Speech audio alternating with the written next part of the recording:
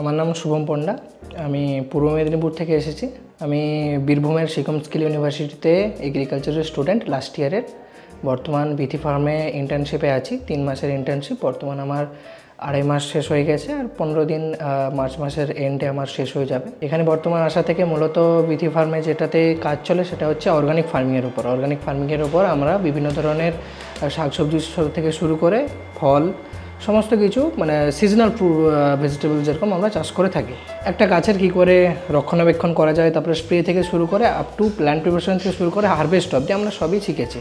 যেরকম chilli harvest, capsicum harvest সব কিছুই শিখেছি এখান থেকে। বাড়িতে আমার বাবা প্রফেশনালি একজন চাষি, বাবা চাষবাস করে।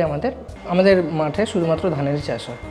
পরবর্তী ফিউচারে আমরা যেহেতু অর্গানিক ফার্মিংয়ের সাথে যুক্ত হয়ে গেছি, তো আর কনসেপ্টটা অর্গানিক ফার্মিংয়ের তো ভালো লেগেছে, তো আমরা চাইবো যে হ্যাঁ, অর্গানিক ফার্মিংয়ে আমাদের ফিউচার বানানো।